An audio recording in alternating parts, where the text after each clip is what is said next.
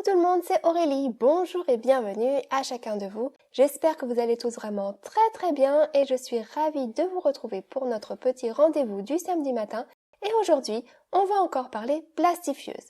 Et oui, ce sont des vidéos qui vous plaisent beaucoup, les vidéos plastifieuses. Donc je me suis dit que j'allais vous présenter de nouvelles idées que j'ai eues récemment. Alors on y va?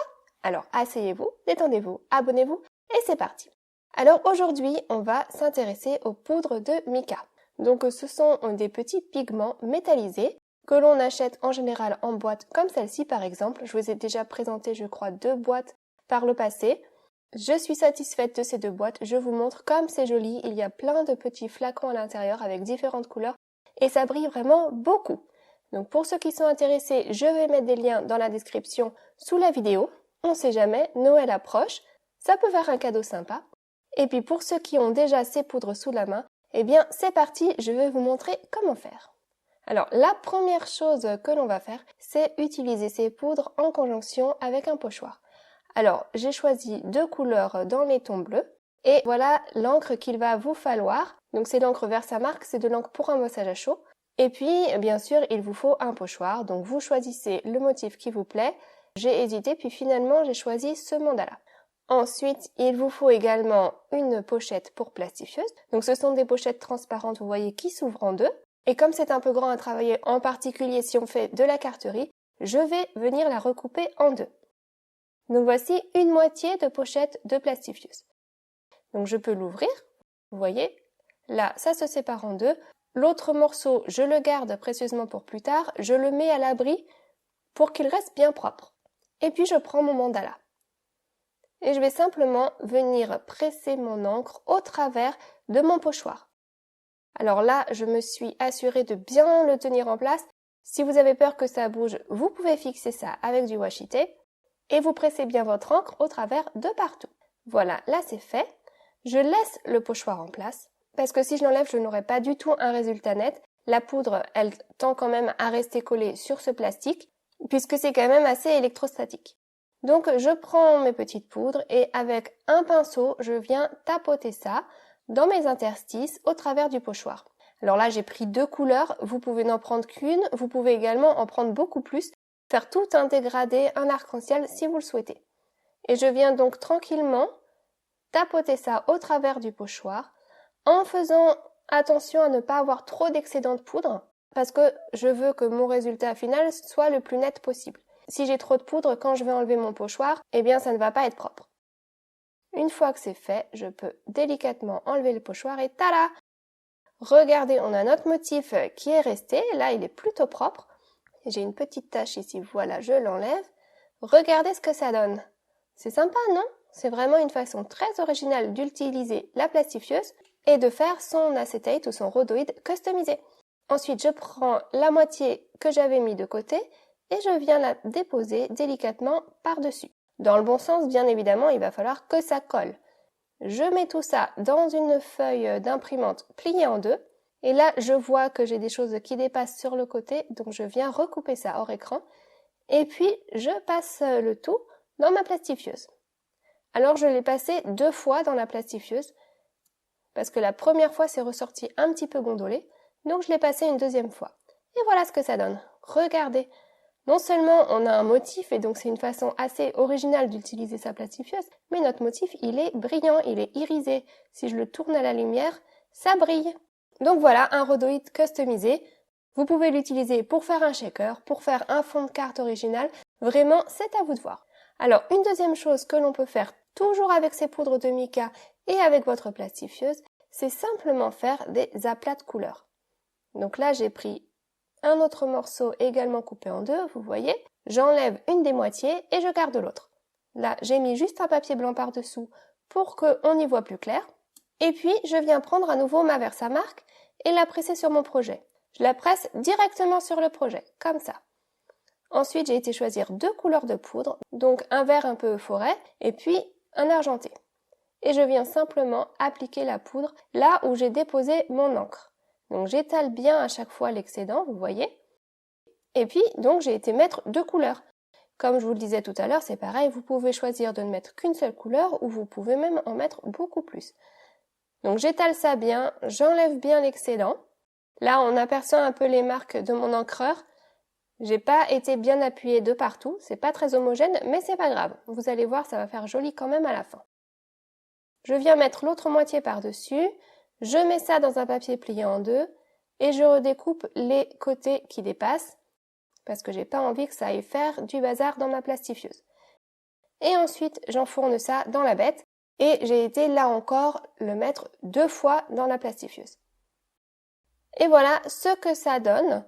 Regardez, alors c'est à moitié translucide, vous voyez, on voit un petit peu ma main au travers, mais c'est pas complètement transparent. Si vous mettez plus de poudre, si vous appuyez mieux votre encreur que je ne l'ai fait, comme dans cet exemple-ci, vous voyez, eh bien vous pouvez mettre plus de poudre et donc ça devient quasiment opaque. Là, j'en ai mis moins, donc c'est un peu transparent. Voilà, à vous de voir ce que vous préférez. Et que faire avec ça? Alors bien sûr, on peut faire des jolis fonds de carte, mais on peut également venir faire des découpes. Alors par exemple, là j'ai un die, je vais venir le découper plusieurs fois et regardez ce que ça donne, je vous montre. Ça nous donne une découpe très originale, toute brillante, autant par le plastique que par la poudre métallisée à l'intérieur et à moitié transparente pour celle-ci. Si lorsque vous faites votre découpe, ça dessoude un petit peu le plastique, ce qui arrive, bien simplement vous remettez ça un petit coup dans votre plastifieuse, toujours dans votre papier d'imprimante plié en deux. Et du coup, vous allez récupérer une découpe tout aplatie et bien soudée de partout. Vous voyez? Je vais essayer de vous montrer ça un petit peu mieux. Là, j'essaye de vous montrer tout le brillant, mais comme d'habitude, à chaque fois que ça brille, c'est difficile à capter avec la caméra. Mais voilà. Donc j'ai des découpes plutôt vertes, j'ai des découpes bicolores. Voilà, on fait comme on veut. Sympa, non? Une autre façon d'utiliser les poudres de mica dans vos pochettes de plastifieuse, c'est de faire simplement des petites projections, comme des micro-gouttelettes. Je vous montre. Là, j'ai pris à nouveau une pochette coupée en deux et je viens simplement avec un pinceau récupérer de la poudre. Alors pas trop, parce que sinon ça fait vraiment des grosses taches, mais vous en prenez un tout petit peu sur votre pinceau et délicatement vous venez tapoter avec votre doigt, hop là, et ça dépose des petites taches délicates de partout. C'est juste pour donner un style différent. Là, comme j'ai le bon côté de mon plastique et qu'il est fermé au bout, je peux mettre ça directement dans ma plastifieuse. Et voilà ce que j'obtiens. Pas évident de vous montrer, mais ça fait vraiment très très sympa. Là, j'ai utilisé plusieurs couleurs, du bleu foncé, du bleu clair, du vert, de l'argenté. En fait, toutes les couleurs que j'ai utilisées depuis le début combinées ensemble. Et ça fait vraiment très très sympa, je trouve. C'est vraiment pas évident de vous montrer. Mais voilà, on a son petit plastique transparent customisé, fait maison.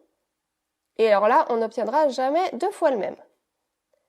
Et je me suis dit, tant qu'à faire, puisque Noël approche quand même, on peut se faire une petite carte hivernale avec cette même technique. Et du coup, cette fois-ci, au lieu d'utiliser plusieurs couleurs, je vais n'en prendre qu'une et j'ai choisi donc le blanc métallisé. Et je vais faire la même chose avec mon pinceau, je viens tapoter ça doucement sur mon doigt, pas trop fort, et déposer des petites projections de partout. Et du coup, ça fait un effet neige très sympa. Je referme ça délicatement, voilà. Et je vais pouvoir enfourner ça dans ma plastifieuse. Et voilà ce que j'obtiens. Regardez. On a vraiment l'impression qu'il a neigé sur mon plastique. J'essaye de vous montrer comme je peux en mettant de la couleur derrière. Voilà, ça donne un effet moucheté, brillant, très sympa. Alors que faire avec tout ça? Eh bien, on va faire 2 cartes ensemble, assez rapidement.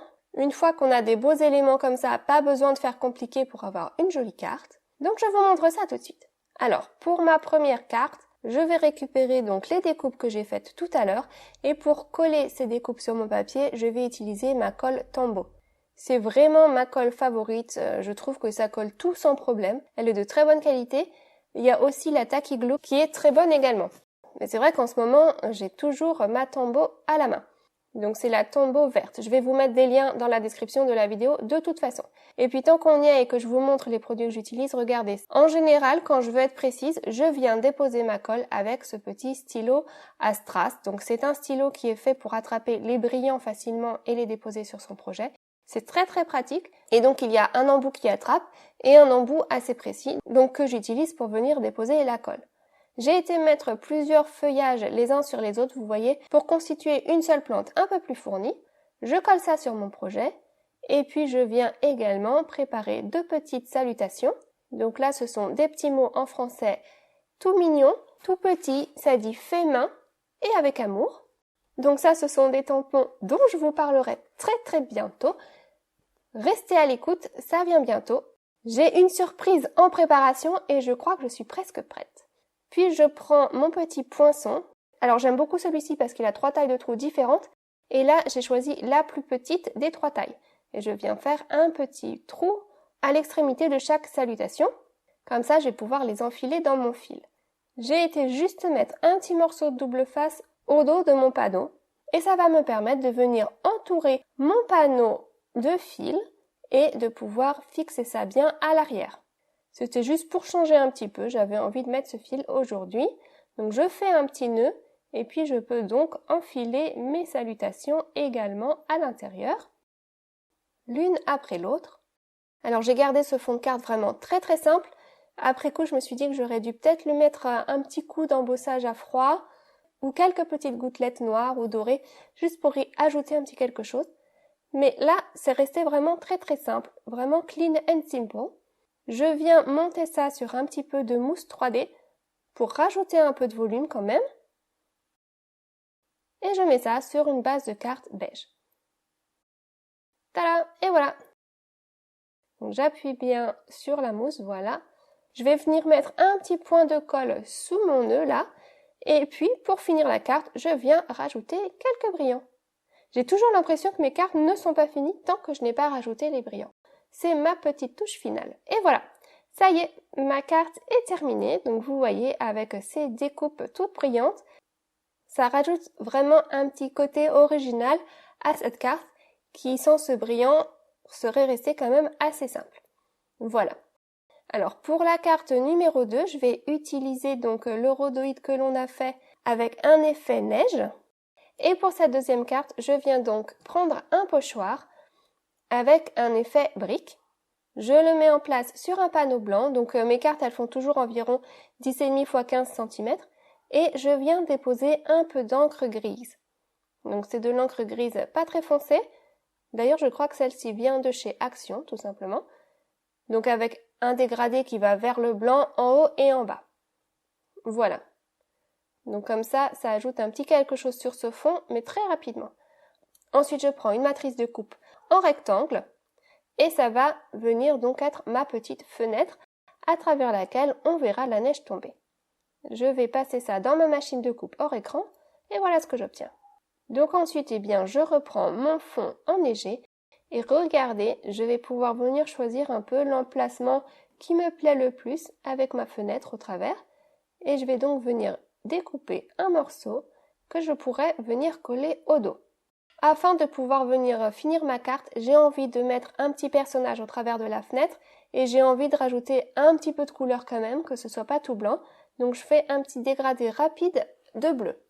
J'ai été préparer mon petit personnage hors écran, je le découpe rapidement, je l'ai colorisé avec mes feutres OUU et puis je vais pouvoir donc venir le coller là sur ma partie bleutée. Pour coller, je vais venir utiliser du scotch double face. Donc j'en mets tout autour de ma fenêtre. Je vais pouvoir venir enlever les protections. Voilà. Et venir coller mon morceau à l'arrière de la fenêtre. Je redécoupe ce qui dépasse. Et voilà, ça y est, c'est en place. Vous voyez ? C'est sympa, non, cette petite fenêtre transparente avec cet effet de neige au travers. Et je peux venir donc coller ça par-dessus mon personnage. Alors, je peux garder la carte telle qu'elle, plate, ou si vous voulez, vous pouvez également transformer ça en shaker. Bon, moi, j'avais pas envie d'une carte trop épaisse aujourd'hui, donc je l'ai gardée plate. Et puis, juste pour finir un petit peu mieux le tout, j'ai été rajouter un petit contour à cette fenêtre. Et voilà, voilà ce que ça donne. Voilà ma petite carte terminée. Difficile de vous montrer là encore. Il y a des reflets, ça brille. Dès que je tourne la carte, ça capte la lumière, vous voyez. C'est vraiment très sympa. Donc voilà pour ma deuxième carte. Donc je vais vous remontrer les projets du jour en espérant que ça vous aura plu. en espérant aussi que ça vous inspirera à créer pour vous détendre, mais aussi pour partager, pour faire plaisir tout autour de vous. Créer, ça fait du bien, c'est bon pour le cerveau. Donc je vous souhaite une très bonne semaine créative. Et puis moi, je vous retrouve la semaine prochaine pour une nouvelle vidéo. Et restez bien à l'écoute parce que j'espère vraiment pouvoir vous présenter ma surprise la semaine prochaine. Voilà, je n'en dis pas plus. Allez, à très bientôt. Gros bisous, bye bye.